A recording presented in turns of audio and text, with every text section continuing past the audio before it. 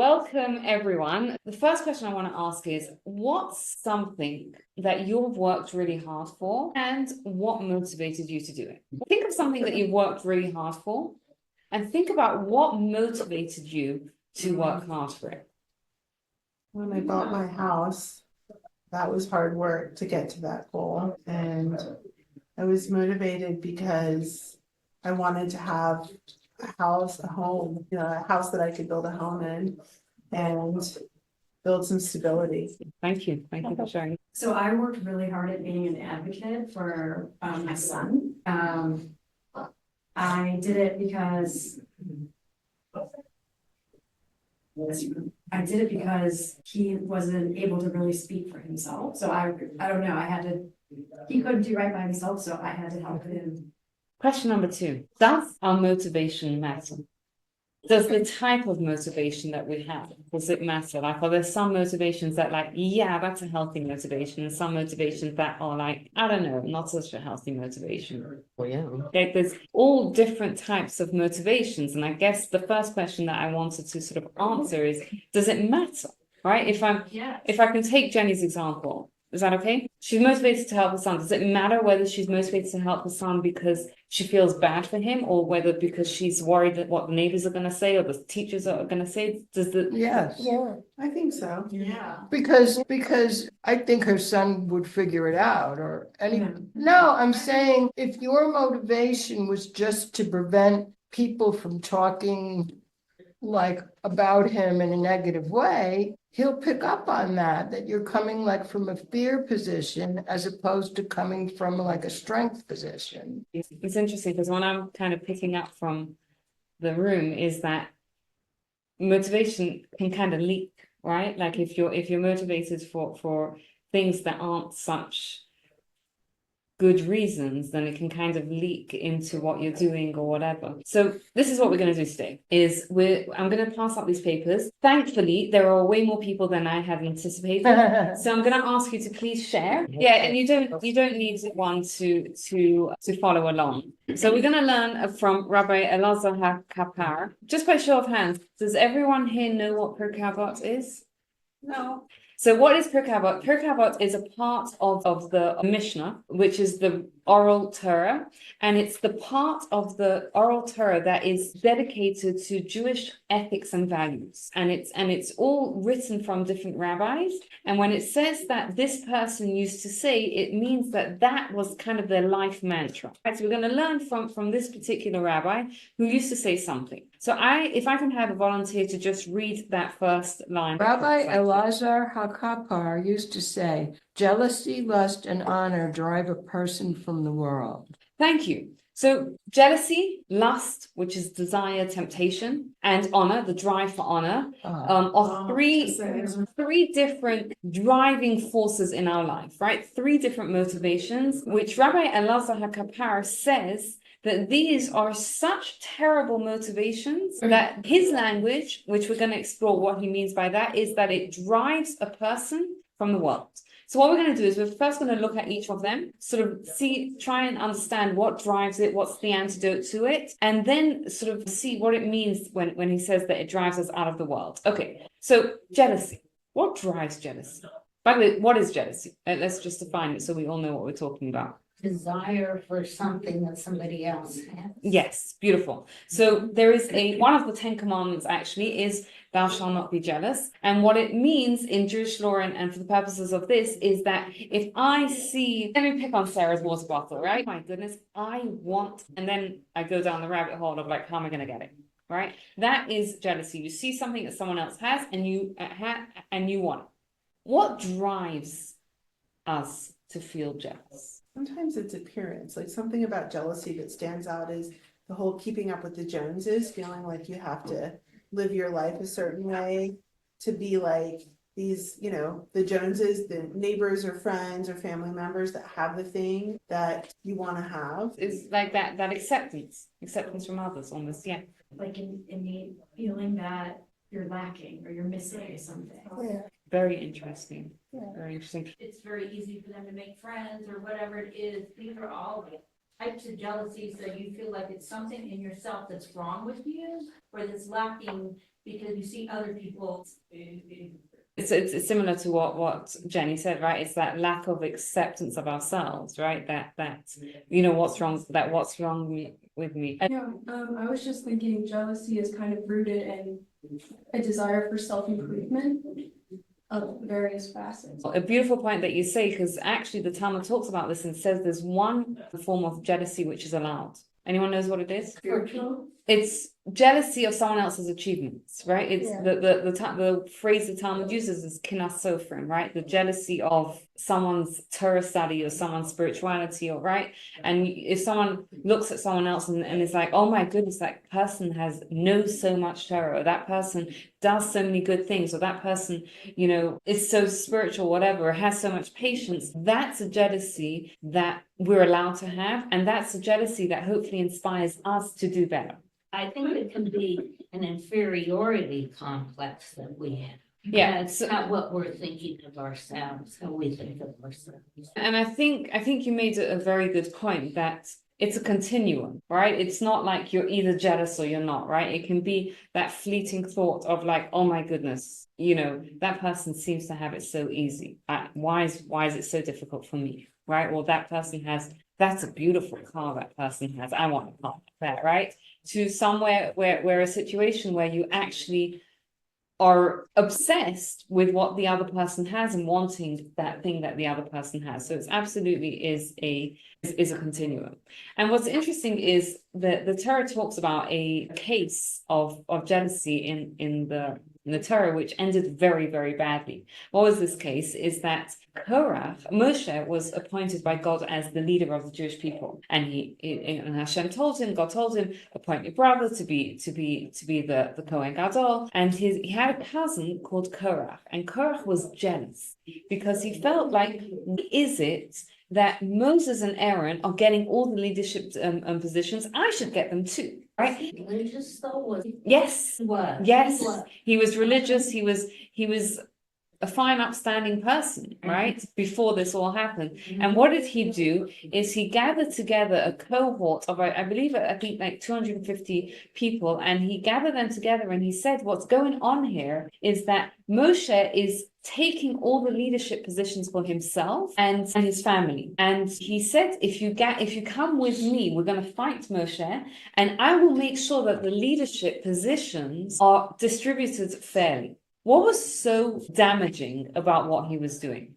If you think about it, if you put yourself into that time period, that mindset, what's so damaging? Again, if you think about it, Moshe was the leader that brought the Torah to us, right? If he's questioning if you're supposed to be the leader, he's really questioning the validity of the Torah. So what happens is that Moshe and Korach, Hashem tells Moshe to tell Korach that let's have a fight, basically. Both of you will bring a sacrifice, and whoever sacrifice God accepts will know is the correct leader, right? It's going to be a test. So they both do it, and what happens? Does anyone know the ending of the story? What happens to Korach and his cohort? They get swallowed by the earth, right? And again, the reason why the answer was so severe was because what was at stake here was so severe, right? Because if that question wasn't quelled for generations, it would have been brought into question the validity of the Torah. Because if people generations afterwards was like, well, maybe Korach was right and Moshe shouldn't have been the leader, then it brings into question the whole validity of the Torah. And that's why Hashem took such a strong position against Korach and his cohort, and it kind of answers the question that we may or may not have had of what is, strong language. It drives a person from the world, right? But here in this case of Moshe and Korach, like the jealousy literally drove him Korach. What's the antidote to jealousy? What is Antidote to jealousy? Yes, Len. So I was thinking about that, and that it seems the opposite of jealousy is gratitude. I'm just going to say. Because a person who is grateful and appreciative of everything they have has no need or space for jealousy. Beautiful. I would even take it one step more than that. There's a story told of a business person who went to the rabbi to complain. He said to the rabbi, I have a shop, a store, and my competitor opened up across the road from me, and they're taking all my business. So the rabbi says, have you ever watched a horse go to drink water from the trough, and he says no. He says, you know what happens? The horse goes there and it kicks the water. Why? Because it sees its reflection in the water and it thinks there's another horse that's coming to drink its water, right? So it kicks the water. What was the rabbi trying to tell him? Is he's saying that you have to understand something, that Judaism teaches us everyone gets exactly what they need. And if you're worried that your competitor's taking your business, you're not understanding this point. And you're like that horse that's kicking at the water because it sees a reflection of a horse, right? Let me try and explain what it means that people get what they need, right? So firstly, there's this idea that on Rosh Hashanah, every Rosh Hashanah, however much money we're supposed to have is decided for us. At the same time, a person still has to do what's called hishtadlut, our effort to raise money and to work and do whatever we have to do in the world. But we have to understand that we get what's predetermined for us. So I don't know if this is a question that some of you have, but I'm going to throw out a question. What does it mean when someone doesn't have something that they supposedly need, right? Someone maybe struggles with health or struggles with finances or fill in the blank, right? It's very nice to say we have what I need and okay, that's why I don't have that beautiful new car outside my front door, right? It's one thing to say that. But what about someone who's struggling with things that we look at as a basic need, health, finances, whatever it is. Community. How do we answer that question? How do we answer that a person has what they need when it seems clear that they don't have what they need? Is the question clear? We're saying that everyone has what you need, right? That just the rabbi told this business person, don't worry about the competitor opening up because everybody gets what they need. Let's take an example. There's someone who's struggling with their health. How can you say that person has what they need? They need help. They don't have it. Yes. Let's just say, for example, I'm the person, right? And I don't have that thing that I need, whatever that thing is. How do I answer the question to myself when I am like, but I need this thing. I need the health, for example, right? Or whatever it is. How do I hold those two things in my mind, that on the one hand, we have this concept that everyone has what they need. And on the other hand, there's clearly something here that I need that I don't have. The other is because, for example, some people who don't have good health, it gives them opportunity to be good or to go through all the potential in something else. The people who cannot listen start to draw or just to look at. Yes, yeah, I love what you're saying. And I want to say something also is that the way we understand this is we have to understand what it means when we say this person has what they need. When we say you have what you need, it's based on the understanding that each of us is here in this world for a purpose, right? We're here for our soul's purpose. And in order for me to fulfill my soul's purpose, I have every single thing I need, right? It doesn't mean it's easy.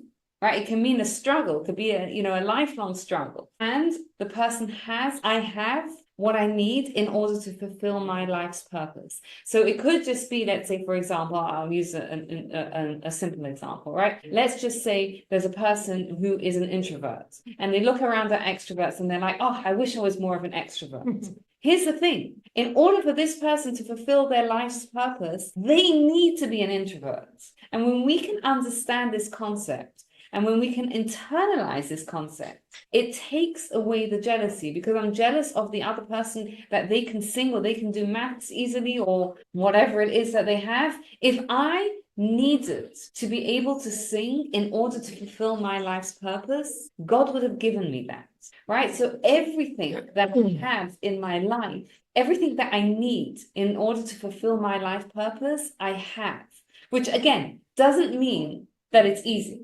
It doesn't mean that it's not necessarily painful, right? The things that we can struggle with, that could be part of a person's life journey. Yet there's a certain peace and serenity and acceptance that a person can have. And I think this can really help us be grateful, is when we sort of internalize this idea. The more we can sort of internalize the idea that everything I need in order to fulfill my life's purpose, I have.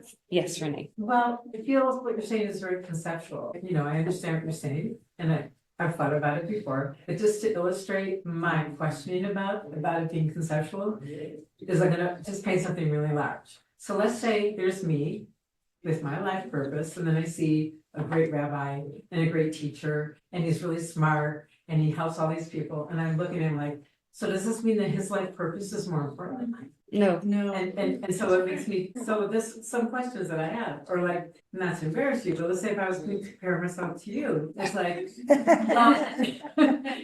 I'm like, okay, I don't have children, I don't have a husband, I'm not like a teacher, and I haven't written a book. I mean, those are just the little things that I see up the bed, and you're a beautiful person. So then I'm like, well, maybe I have a life purpose, I don't know what it is yet, but I'm getting that on in my years. I mean, these are questions that I have.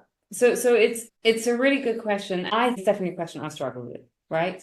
That, you look at other people, it's very easy to look at other people and be like, oh my gosh, they're doing X, Y, Z, and like, what am I doing, right? Compared to that. And I think one of the things is that there's so much we could sort of say about this, but I'll give you two little tidbits. Number one, this world is called the Olam HaSheker, which means it's an upside down world. There's a story in the Talmud of someone who seems like he had some sort of near-death experience or a dream or something like that, and went to the next world, and he came back and his father asked him, what did you see? And he said, I saw an upside down world. That in the next world, people that we honor in this world are not honored, and in the people that we do honor, we don't honor, we're honored in the next world, right? Because we don't know how much what you accomplish is valuable to Hashem, right? We don't understand, because we see such a limited external view of it. So you can look at the things that you see about me, but you don't see what I struggle with. For all you know, like the things that you admire about me are things that you shouldn't admire about me.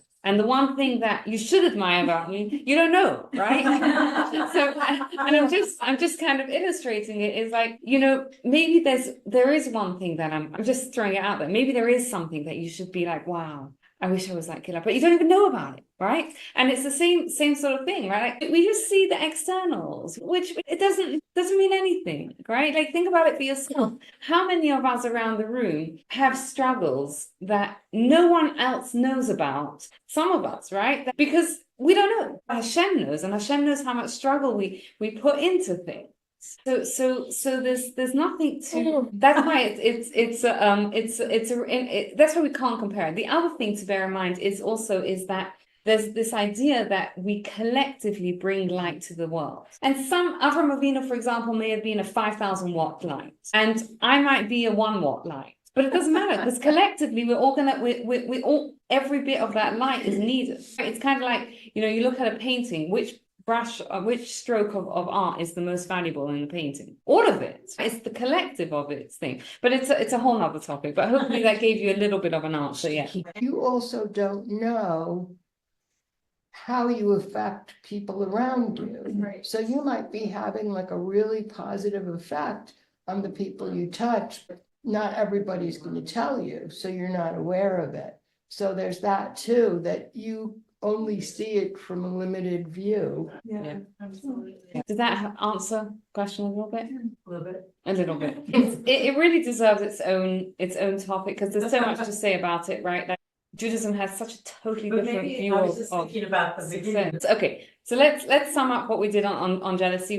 We spoke about the idea that jealousy is that drive for acceptance by other people, and what the antidote to it is accepting ourselves, right? Accepting that I have everything I need to fulfill my mission in life, right? It's that deep knowledge of I'm here for a purpose and I have everything I need. Let's move on to lust, desire, temptation. Now, how lust and jealousy is different is jealousy is I see something someone else has and I want that thing that the other person has, right? It's related to something else.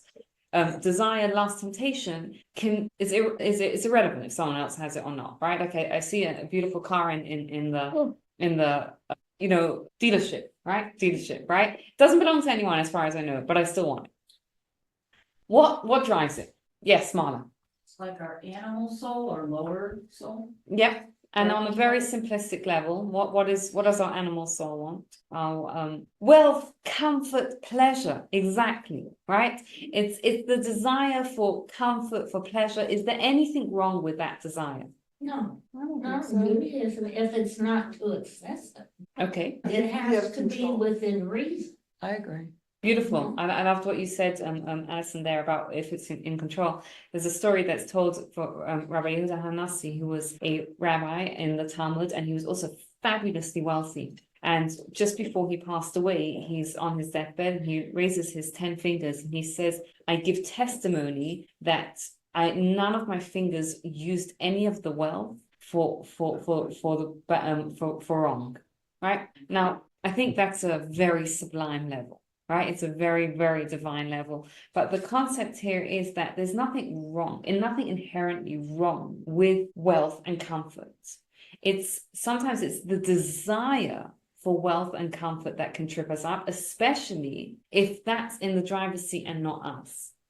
Right? So it's about how we use it, right? Like we have to be the ones who are in the driver's seat for it. What about the desire for honor? Desire for honor, respect. What drives it? I mean, I just gave you the answer. What drives it? Well, sometimes it's low self-esteem. You want others to think highly of you because you don't think highly of yourself. I think it's power. Or fragile ego. Fragile egos and low self-esteem. I mean, very, very similar. Again, we all have a desire to be respected, right? We all want to be respected. And what's the antidote for this? Right? Because has anyone here been in a situation where you're with someone who has that strong desire for respect? Is it nice? No. Does it trip you up? Big time, right? The antidote for it is self-respect, because oftentimes where it's coming from is that a person doesn't have that self-respect. This is very distracting. Yeah.